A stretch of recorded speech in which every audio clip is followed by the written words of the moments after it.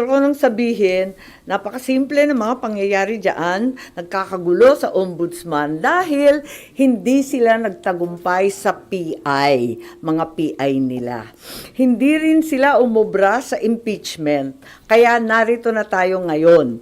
Ipipilit nila na si Boying maging ombudsman para ipakulong si VP Inday Sara bago mag-2027 at hindi lang si Inday Sara, kundi lahat ng mga Duterte, kaalyado ng mga Duterte, baka pati ako. Yan ay sa gitna ng paghihirap ng mga Pilipinong binabaha ng tubig, ng korupsyon at ng kawalang aksyon. Tinutukan ko ang Plan A nila na People's Initiative Chacha. Binuking ko ang Plan B, yung impeachment, para mawala sa landas nila si VP Sara sa 2028. Ngayon, nasa Plan C na po tayo, sa ombudsman naman. Noon pa'y nakita ko na, kaya ako nagsampa ng kaso nung May 2, nandun ako sa ombudsman.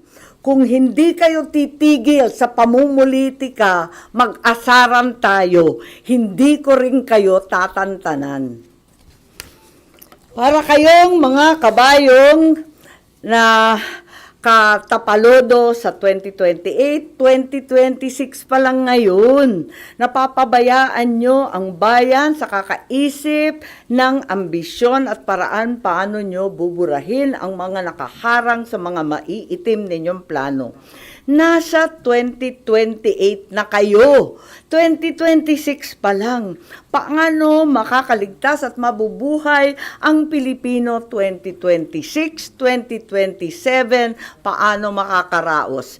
Hindi sila tulad ng mga buhaya na kaya sa lupa at lumalangoy sa baha, walang pakialam. Ngayon, ang OMB, Bantayog ng Katwiran, para sa mga lingkod bayan. Pati ba naman yan, gusto ninyong baluktutin?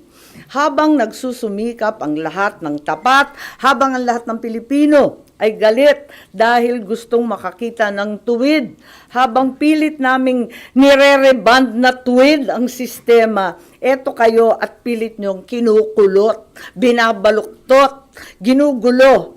Ang OMB ay opisina, hindi parlor. Tigilan nyo yan. Ang mensahe ko naman kay bagong Deputy OIC Ombudsman Vargas ay simple lamang.